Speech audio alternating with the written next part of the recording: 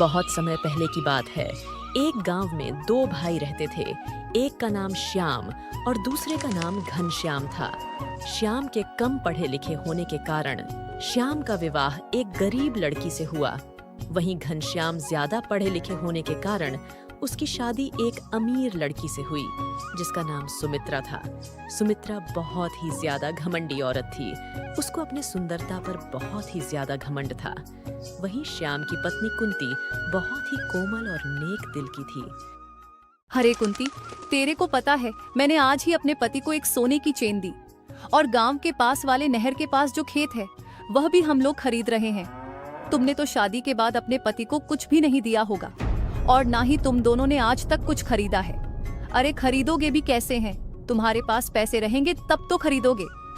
सुमित्रा की यह सब बात सुनकर कुंती के दिल को बहुत ज्यादा ठेस पहुंचा। वह चुपचाप सुमित्रा की बात सुनती रहती थी। अजी आज खाने में क्या बनाऊं? देखिए ना, आज कुछ घर में बचा ही नहीं है बनाने लायक।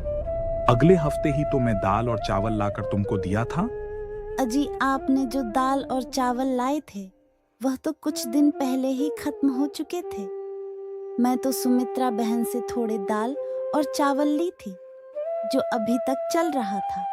अच्छा ठीक है कुंती, मैं जा रहा हूँ जमींदार जी के पास कुछ पैसे उधार लेने। मैं शाम तक लौटूंगा। तुम अपना ध्यान रखना, मैं जल्द ही आ जाऊंगा।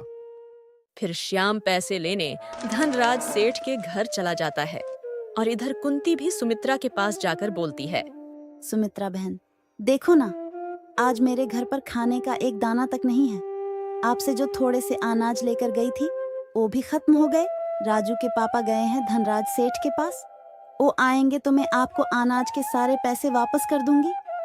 आप थोड़े से और अनाज दे देती तो मेरा आज का गुजारा हो जाता। मेरे बच्चे भूखे तड़प रहे हैं। भगवान के वास्ते मुझे आज के लिए अनाज दे दो। अरे बहन, आज तू अनाज मांगने आई है? मैं तुमसे बोला था ना, गांव के पास वाले जो नहर है उसके पास जो जमीन है वह हम लोग ले रहे हैं। उसी के लेने के चक्कर में घर में जितने सारे अनाज थे उसको आज ही सुबह एक व्यापारी से बेच डाला। सुमित्रा की यह सब बात सुनकर कुंती उदास होकर अपने घर पर आ गई और बैठकर सोचने लगी। हे भगवान, अब मैं क्या करूं? बेचारे मेरे छोटे छोटे बच्चे सुबह से भूखे पेट सोए हुए हैं। अब मैं कहां से अनाज लाऊं? एक काम करती हूं, मैं अपने बड़े भैया के घर जाकर उनसे अनाज थोड़े से मांग लाती हूं।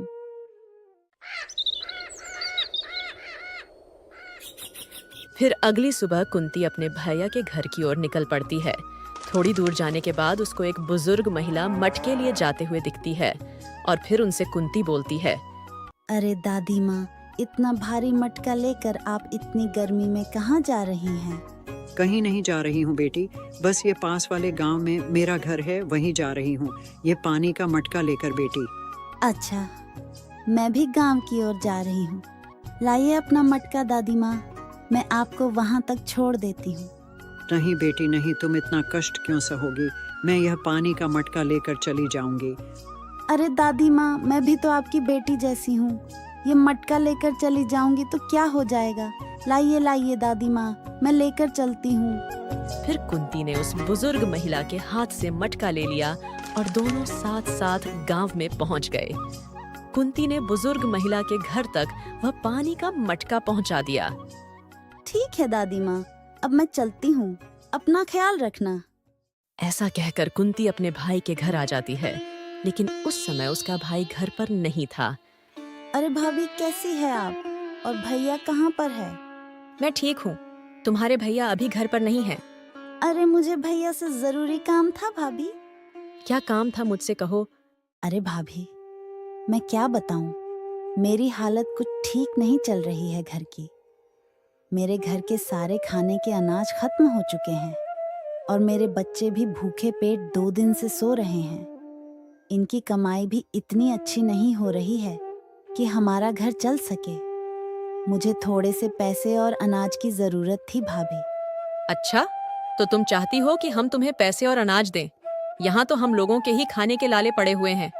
हमें खुद 2 वक्त की रोटी नसीब नहीं हो पा रही है। हम तुम्हें कहाँ से पैसे दें? तुमको पैसे और अनाज के सिवा कोई और काम हो तो बोल, नहीं तो यहाँ से चली जाओ।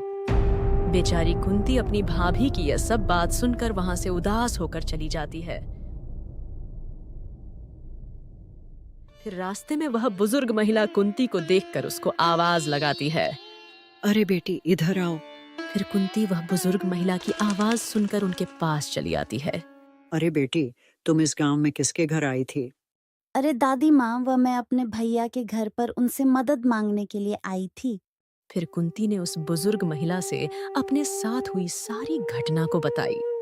बेटी, तुम्हारा समय तो बहुत बुरा चल रहा है इस समय। यह लो बेटी, तुम तीनों मटके में से कोई एक मटका ले लो। किस लिए दादी माँ? अरे बेटी, तुम इतनी दूर से पैदल चलकर आई हो और पैदल ही चलकर तुम्हें जाना है। बेटी, अगर तुम्हें रास्ते में भूख लगे तो यह मटके के अंदर कुछ मिठाइयाँ हैं, तुम वह मिठाइयाँ खा लेना बेटी। नहीं दादी माँ, मुझे नहीं चाहिए। आपने मुझसे पूछा। दादी माँ, यही बहुत है। अरे बेटी ले लो, तुम भी तो मेरी बेटी जैसी हो। फिर बुजुर्ग महिला के बार बार कहने पर वह उनसे मटके ले लेती है। दादी माँ, अब मैं चलती हूँ, वरना मुझे घर पहुँचते पहुँचते शाम हो जाएगी। ठीक है बेटी, तुम जाओ, भगवान तुम्हारा भला करेगा। बेटी, तुम हमेशा खुश रहना, यही मेरी भगवान से दुआ है। फिर कुंती बुजुर्ग महिला के दिए हुए मटके लेकर अपने घर की ओर चल देती है। अरे कुंती, आज तुम अपने भैया के घर गई थी, क्या बोले भैया? उन्होंने कोई मदद करी? आजी मैं वह गई थी, लेकिन भैया घर पर नहीं थे और भाभी ने मुझे वहाँ से भगा दिया। भाभी बोल रही थी कि पैसे और अनाज के सिवा कोई और काम हो तो बोलो। इसका मतलब फिर हम लोगों को आज भी भूखा रहना पड़ेगा। हे भगवान, ये कैसी परीक्षा हम लोगों की ले रहे हो तुम? नहीं जी, आज हम लोगों को भूखा नहीं रहना पड़ेगा। मैं कुछ लाई हूँ। मतलब पैसे मिले क्या? आज ही नहीं, जब मैं भैया के घर से वापस लौट रही थी तब मुझे रास्ते में एक दादी माँ मिली थी। वो मुझे एक मिठाई से भरा मटका दी थी और बोली थी कि रास्ते में भूख लगे तो इसमें से खा लेना, परंतु मैंने वो मिठाई नहीं खाई। क्या? यह तो बहुत अच्छी बात है। जाओ जल्दी से तुम वह मिठाई लाओ। मुझे बहुत तेज की भूख लगी है। मैं सुबह से कुछ नहीं खाया हूँ। हाँ माँ, मुझे भी बहुत तेज भूख लगी है, जल्दी लाओ ना। अरे हाँ हाँ, भाग्यवान, मैं अभी लाती हूँ। फिर जब कुंती वह मटके लाने जाती है और देखती है तो वह हैरान हो जाती है और कहती है, अरे बाप रे, इतने सारे सोने के सिक्के। अजी सुनते हैं, इधर आइए और यह देखिए। अरे क्या हुआ भाग्यवान, क्यों शोर मचा रही हो? अरे भाग्यवान, इतने सारे सोने के सिक्के तुम्हें ये मटका किसने दिया था? इसमें तो इतने सारे सोने के सिक्के हैं। अजी मैं सच कह रही हूँ, ये मटका मेरे को वो बुजुर्ग दादी माँ ने दिया था। अरे बाप रे बाप, मुझे तो इस सोने के सिक्के देखकर विश्वास ही नहीं हो रहा है। इतने सारे सोने के सिक्के मेरे आंखों के सामने। मुझे लगता है कि ऊपर वाले ने हमारी सुन ली। हाँ जी, आप बिल्कुल सही कह रहे हैं।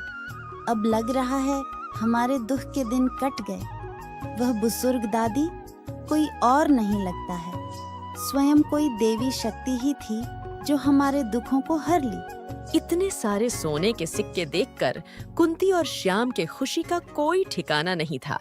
श्याम की तरक्की देखकर घनश्याम की पत्नी सुमित्रा को बहुत जलन हो रही थी। फिर एक दिन वह अपने पति से कहती है, आज ही यह श्याम और कुंती इतनी ज्यादा पैसे वाले कैसे हो गए हैं? इनके पास इतने सारे धन दौलत कहाँ से आ गए? कल तक तो इनके पास कुछ नहीं था और आज देखिए इनके पास किसी भी चीज की कमी नहीं है। आखिर इनके हाथ में कौन सी जादू की छड़ी लग गई जो इतने अमीर हो गए? हाँ सुमित्रा, मैं भी वही सोच रहा हूँ। आखिर उनके हाथ में कौन सा जादू का छड़ी लगा जो इतने कम दिनों में इतने सारे धन दौलत इकट्ठा कर लिए? कुछ ना कुछ तो बात जरूर है जो यह लोग हमसे छिपा रहे हैं। लेकिन कुछ दिन पहले मैंने कुंती को उसके भाई के घर जाते हुए देखा था। क्या कहा आपने? भैया घर की ओर? हाँ, मुझे तो लगता है भैया के घर से ही इतने सारे धन दौलत लाई है। मैं मानता हूँ कि तुम उसकी बहन नहीं हो, मगर चाचा की तो लड़की हो ना, उसके नाते से तो उसकी बहन हुई ना। आखिर वह कैसा भाई है जो सिर्फ उसको ही धन दौलत दिया और तुमको नहीं? आखिर भाई के लिए तो बहन बराबर ही होती है, भले वह अपनी बहन हो या चाचा की लड़की, पर बहन तो हुई ना। हाँ, तुम बिल्कुल सही बोल रहे हो। भैया के धन दौलत पर जितना अधिकार उसका है, उतना अधिकार मेरा भी बनता है। हम लोग कल सुबह होते ही भाई के घर चलेंगे। फिर दोनों सुबह सुबह उठकर सुमित्रा अपने चचेरे भैया से मिलने जाती है और उन्हें भी वही बुजुर्ग महिला दिखाई पड़ती है रास्ते में। अरे बेटी, तुम जरा ये मटके उठाकर मेरे सर पर रख दोगी क्या? मेरे से ये उठ नहीं पा रहा है, मेरी मदद कर दो बेटी। क्या तुम्हें हम मटके उठाने वाले दिखते हैं? तुम अपना काम खुद से नहीं कर सकती हो क्या? मैं बुजुर्ग हो गई हूँ बेटी, मेरे से ज्यादा सामान नहीं उठ पाता है। तुम मेरी मदद कर दो बेटी। तुम यह मटके मेरे कंधे पर रख दो बेटी, भगवान तुम्हारी भला करेगा। अच्छा, तो क्या तुम हमसे पूछकर बुढ़ी हुई थी? खुद ही तो बुढ़ी हुई हो। आहो भाग्यवान, तुम भी क्या इस बुढ़ी औरत के चक्कर में पड़ रही हो? जल्दी चलो, तुम्हारे भाई के घर पास ही में आ चुका है। ऐसा कहकर घनश्याम और सुमित्रा वहां से चले जाते हैं, मगर वे उस बुजुर्ग महिला की मदद नहीं करते हैं। अरे भैया, कैसे हो? मैं ठीक हूँ सुमित्रा, तुम बताओ तुम कैसी हो? हाँ भैया, मैं ठीक हूँ, परंतु मैंने सुना था कुछ दिन पहले कुंती यहाँ आई थी। हाँ सुमित्रा, तुमने सही सुना था। कुछ दिन पहले कुंती यहाँ आई थी, मगर मैं घर पर नहीं था। मैं घर से बाहर किसी काम से गया हुआ था। वह जब आई थी तब तुम्हारी भाभी से ही बात हुआ था। अच्छा भाभी, एक बात बताओ, आपने कुछ उसको दिया था क्या? नहीं, मैं तो उसको कुछ भी नहीं दिया सुमित्रा। हमारे पास कुछ होगा तब तो उसे देंगे। हमारे खुद खाने के लाले पड़े हुए हैं, तो हम कैसे उसको कुछ देंगे? अच्छा, तो आप लोगों ने उसको कुछ नहीं दिया है। ठीक है भैया भाभी, अब मैं चलती हूँ। अरे बहन सुमित्रा, अभी तो तू आई है और अभी जा भी रही हो, आखिर बात क्या है? खाना तो कम से कम खा कर जाओ। इतने दिनों के बाद आई हो, आज रुक जाओ, कल चले जाना।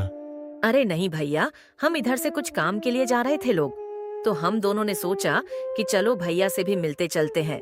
लोग बहुत दिन हो गया भैया से मिले हुए, इसीलिए हम लोग आ गए। ठीक है भैया, हम लोग चलते हैं। इतना कहकर सुमित्रा वहां से चली गई और रास्ते में अपने पति घनश्याम से कहती है, आज ही भैया भाभी ने कुछ नहीं दिया, तो आखिर इसके पास इतना धन दौलत आया कहाँ से? यह जरूर कुछ न कुछ किए हैं, या कोई ऐसी बात है जो हम लोगों से छुपा रहे हैं लोग। मैं भी वही सोच रहा हूँ। अजी चलिए ना, कहीं आराम कर लिया जाए। इतनी तेज धूप है और मेरे को प्यास भी बहुत तेज लगी है। देखिए ना, कहीं पानी मिल जाए तो लाइए। अरे तुम अपने भैया के घर पर गई थी, तो वहाँ पर पानी नहीं पी लेती क्या? तुम ज्यादा मत बोलो, तुम पहले पानी लेकर आओ मेरे लिए, बहुत तेज की प्यास लगी है। फिर घनश्याम थोड़ा इधर उधर देखता है तो उसे एक झोपड़ी दिखती है। वह झोपड़ी वही बुजुर्ग महिला की थी। घनश्याम वहां जाकर उस बुजुर्ग महिला से कहता है, अरे दादी, एक गिलास पानी मिल सकता है क्या? मेरी पत्नी को बहुत तेज की प्यास लगी है। क्यों नहीं बेटा, जरूर मिल सकता है पानी तुम्हें। आओ मेरे घर के अंदर आओ। दादी, हम दोनों ने तो तुम्हारी मदद करने से इनकार कर दिए थे, फिर आप हमारी मदद क्यों कर रही हैं?